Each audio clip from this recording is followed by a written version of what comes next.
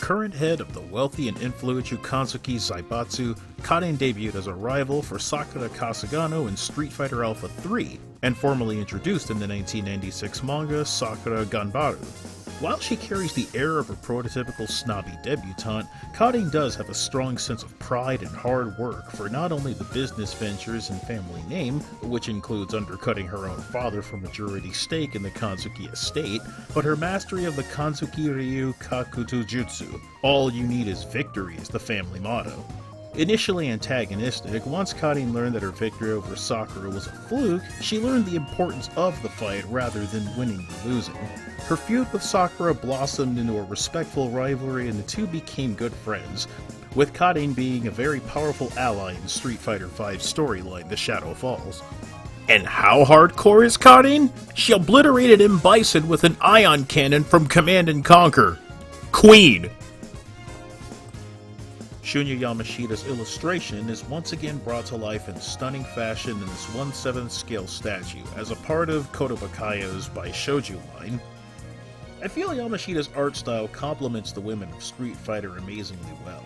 If there were any complaints that I've had about a lot of statues that I have observed, we'll use that word observed, is that some of them strain for their poses and it looks a little bit unnatural. Yeah, I can be a little bit of a stickler for details like that. Many that I've seen in the Kotobukiya line, however, are pretty expressive. Clad in her traditional red Sailor Fuku school uniform, this statue is based on her Street Fighter Alpha 3 appearance. Initially, I was a touch disappointed that another piece of Street Fighter collectibles wasn't based on Street Fighter V, the current running game at the time of this video, but then I miss out on intricate shading on Karin's midriff, legs, arms, and showcasing her muscle tone. Her ribbons on her blouse and her hair are of a slightly lighter shade of blue than her actual artwork or her pixels in the game's depicts. It's not overly noticeable. Her hair has some pinpoint airbrushing along and past the braid, creating some very natural looking lines, and when natural light hits it, it looks even better. And because it's darkened at just the right shade, it gives off the impression that it's just like a solid black line that's drawn on. It's really impressive.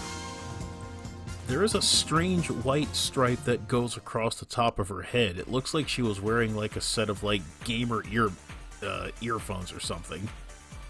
I appreciate the hand-drawn eyes. It's such an indicator of how far the techniques have come over the years. If you remember the Monsieur Baume figures, which at one period of time were considered the pinnacle of statue design, yeah, I'm really dating myself there, is just how natural the eyes look, as opposed to looking like pasties that were glued on. One more thing about the coloring, I couldn't help but notice how glossy her shoes were relative to the rest of her outfit. Is it just me? Am I being picky? I touched a little bit on the hair when talking about the coloring. There's her Victorian curls. Sculptors have also come a long way in ensuring that coiffed curls like this don't end up looking like boiled pasta glued to someone's head. Karin's are near perfect, down to the little tails at the end. I don't have as keen an eye for it. It's hard for me to determine if her braid is a single piece or parts that were attached on later. Her hair, accessories, and clothes move gracefully with her as she spins. It looks great from every angle, so I don't think that displaying her on your shelf will be that much of an issue.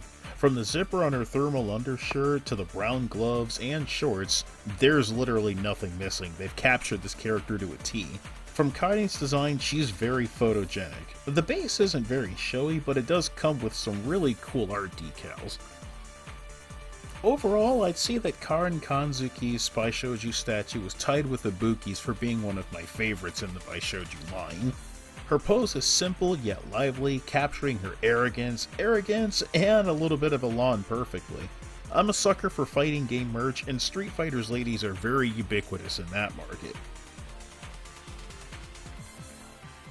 Her current price on the resale market might be going up, but if you're lucky enough to strike a deal and you're a fan of Street Fighter, I kinda recommend grabbing this one. I feel like she'd be worth it.